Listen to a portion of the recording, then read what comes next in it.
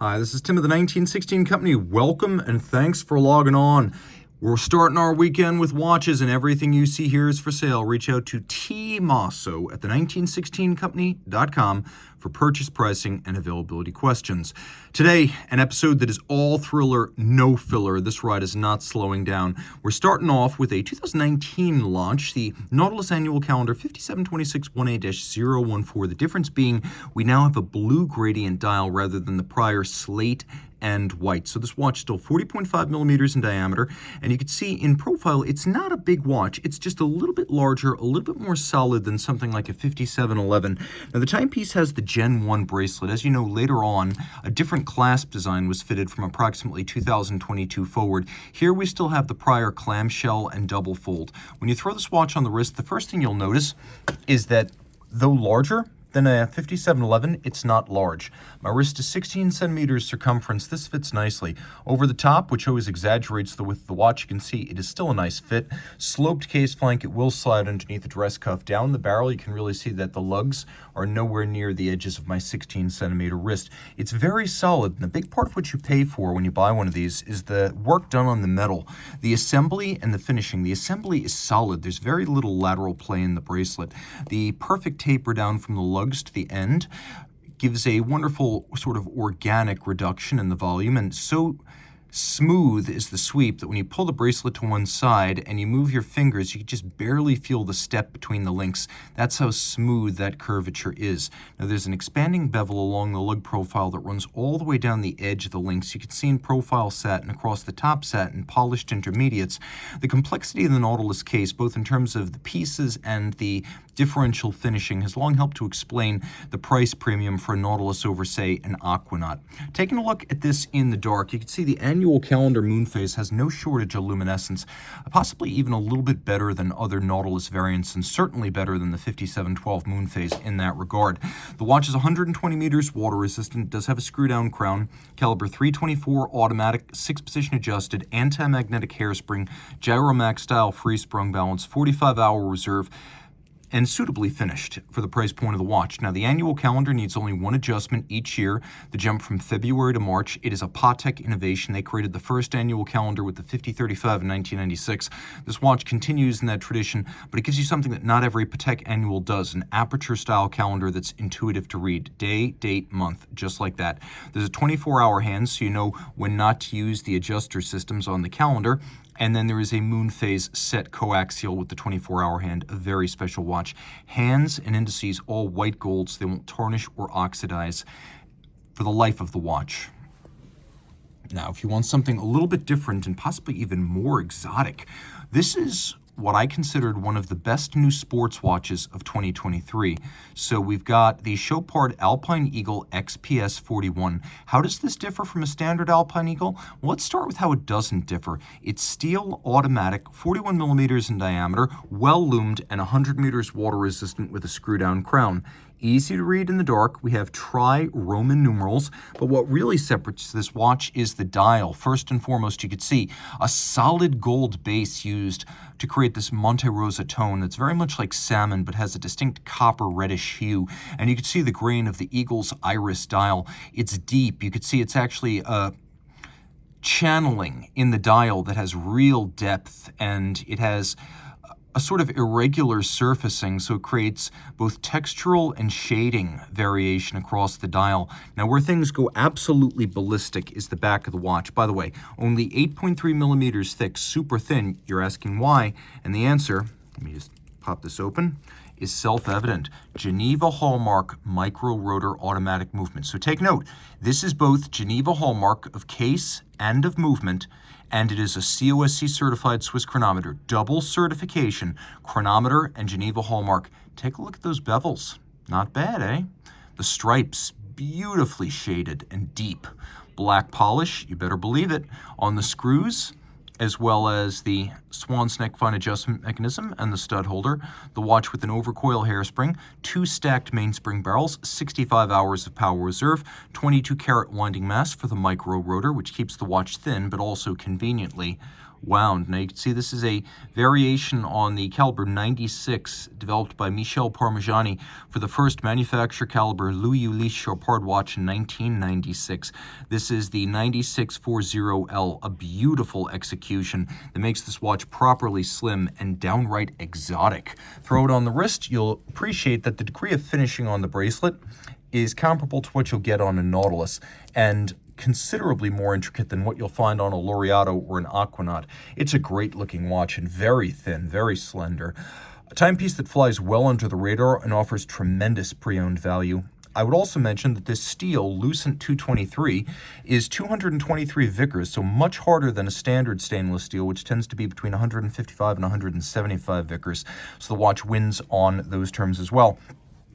Now we're sticking with steel, but we're going out of this world with a 1000 piece limited edition from H. Moser & C. This is the Endeavour Center Second Moonstone, a stone that is literally a piece of the moon. Do not confuse it with a meteorite. Those are made of iron. This is very much a rock, cut and finished by a lapidary who is a specialist in finishing stone dials.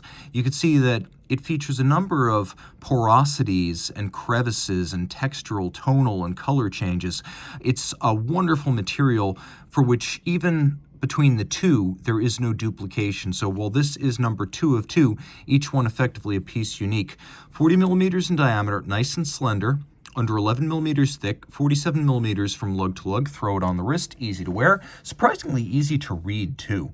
And the watch is a great match for a smaller wrist, a wonderful sort of nubuck suede style of leather on the strap. And then you turn it over, it's got a variation on the HMC 200 automatic. So yes, free sprung, yes, full bridge, yes, 3-day power reserve. But what really sets this apart is 2 horizontally opposed, physically identical hairsprings. So the idea is in any position, due to the effects of gravity, because they're equal and opposite, one will run slow, the other, by an equal and opposite margin, will run fast. And because the error caused by gravity takes purchase instantly, and they even each other out instantly, unlike, say, a tourbillon, this can correct the effects of gravity on the wrist in any position and instantaneously. This watch exhausts superlatives, and in steel, it is very durable, a watch you can wear every single day. It even features a hacking or stop seconds function. Now here's a watch I love, but I sort of love it from a distance because I remember the first time I saw this watch, and it was in 2017, and I was instantly in love, but realized that it was probably not meant to be. Not because I couldn't afford it. With time and planning, that would have been possible, but because it's a little bit too big for my 16-centimeter circumference wrists. This is the DB28 Digital from Bethune, a model launched in 2014. It's one of the few solid dial DB28s, and it has the model line's signature variable geometry floating lugs. It's not as thick as it looks at 13.3 millimeters, and 45 is the diameter of the case, but you can see on the wrist, those lugs will work with you, curving around your wrist. Now, I think this is just a little bit too big for me. So my wrist is 16. If your wrist is 17, game on. Now let's take a look at that dial. Bethune makes its own dials, movements, and cases. And what we have right here is a guilloche cut on a lathe. This is not a stamped guilloche. It's a grand orge or barleycorn. And you can see we have fired blue titanium, and the heat is used to fire the titanium blue so it looks like the sky. Little applications, dowels of white gold are inserted by hand into drillings on the titanium, so we create the image of the stars in the sky using those little appliques of white gold. We have a scrolling minute, we have a jumping hour, and we have a spherical moon phase. Yes, a spherical moon phase. You can see 1/2 white palladium, 1/2 blued steel. It's fired over a bed of metal shavings on top of an oil lamp, and while it starts all white, the steel quickly oxidizes blue. Now, it only requires an adjustment once every 122 years, so this is basically the same kind of moon phase that you will get on a perpetual calendar, but the spherical design and its bevel gears is a unique Bethune innovation. that is patented. Now you can see we have the new moon, or no moon visible in the sky. You can see that there is a quick set that allows rapid cycling of the moon phase if you just want to play with it, which you may very well wish to do.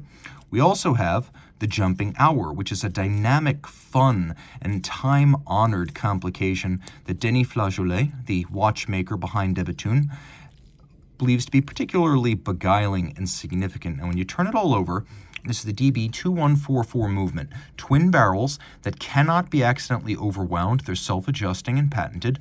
We have 1, 2, 3 shock protection springs. That's triple parachute. It is patented. We have a hairspring that's actually 2 pieces, cut apart, shaped by hand, and micro-clamped back together to breathe concentrically like an overcoil, but be flat and shock-resistant like a flat hairspring. We have a silicone escape wheel to minimize friction and improve power reserve, and you can see the balance, which is the 2010 patent model, featuring a solid disc of silicone, a white gold rim. Denis' goal here was to reduce the effects of aerodynamic drag, temperature change on the timing of the watch, and then also maximize the percentage of total balance wheel mass in the rim, which he's accomplished. You can see it's almost hard to see it's even beating except for the breathing of the hairspring. Now we have mirror polished springs flanking the fully rounded, polished, and fire-blued bridge.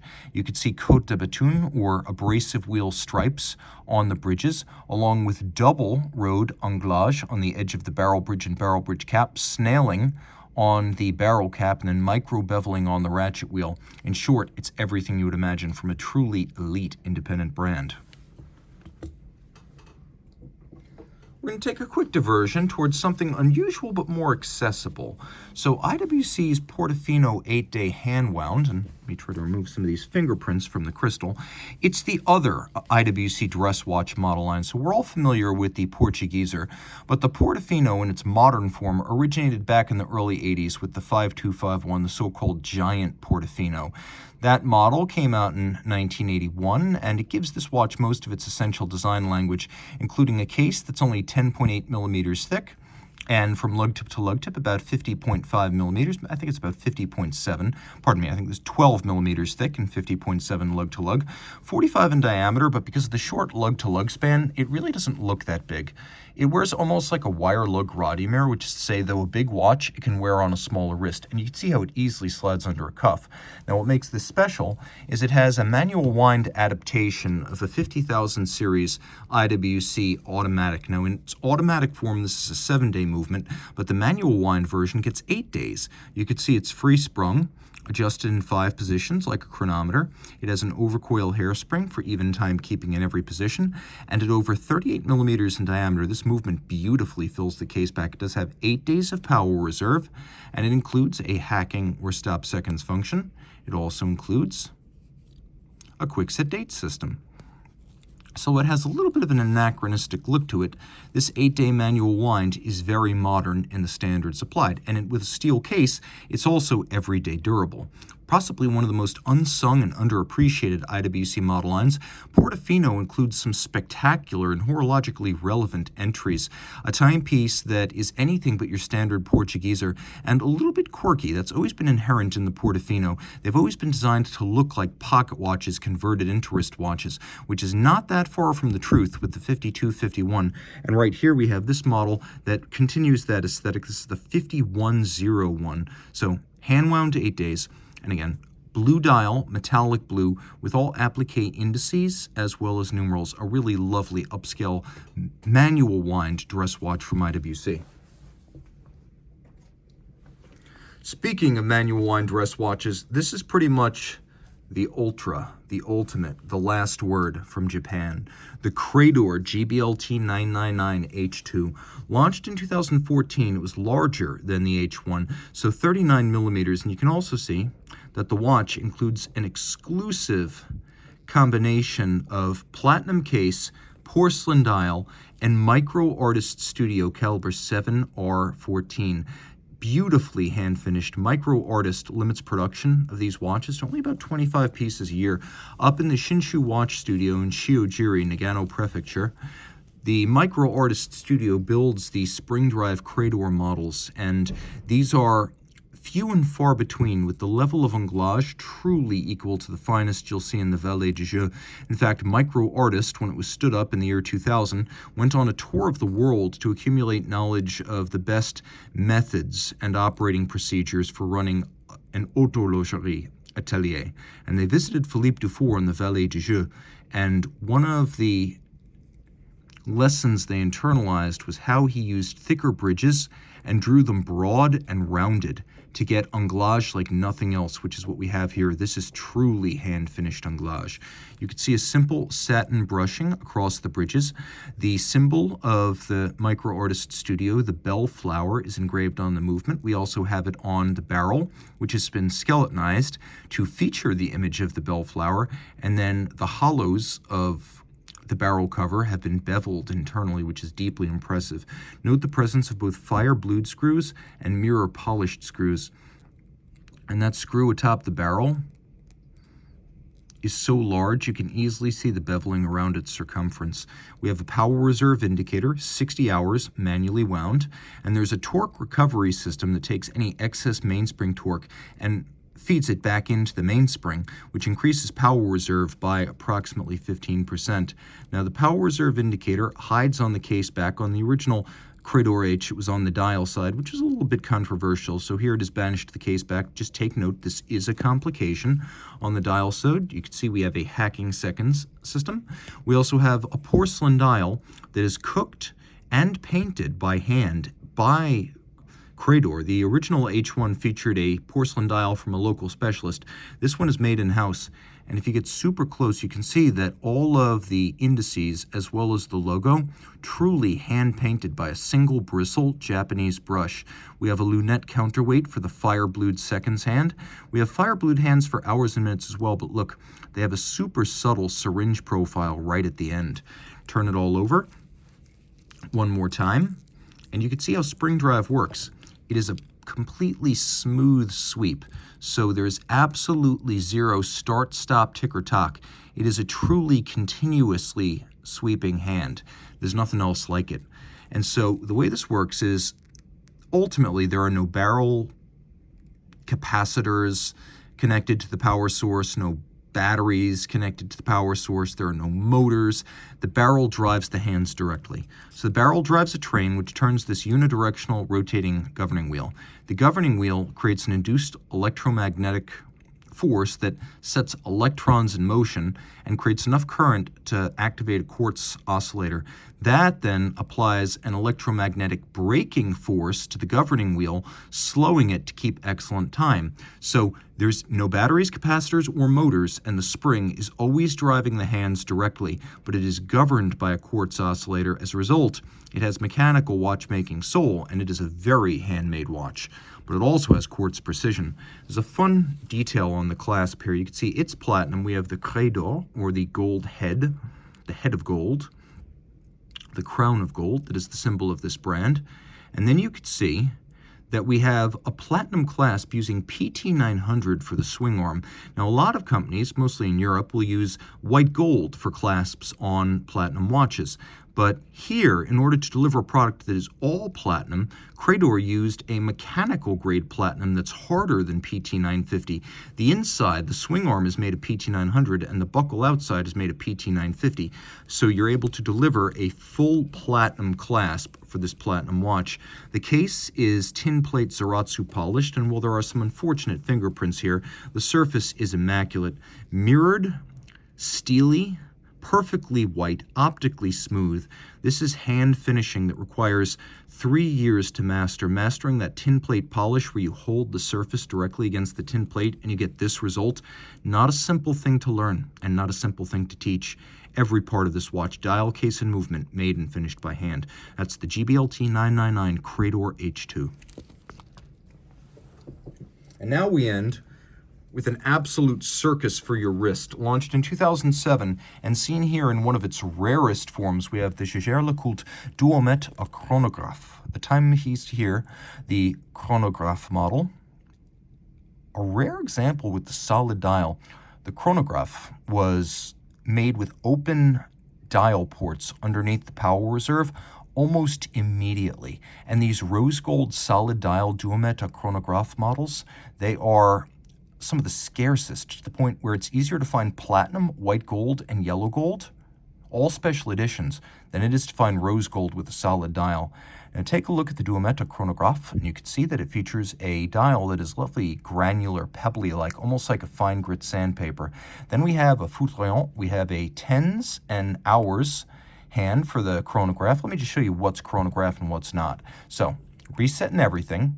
You can see we have running seconds at center, chronograph seconds, chronograph sixths of seconds, chronograph hours, tens of minutes, and then scrolling individual minutes on a digital display.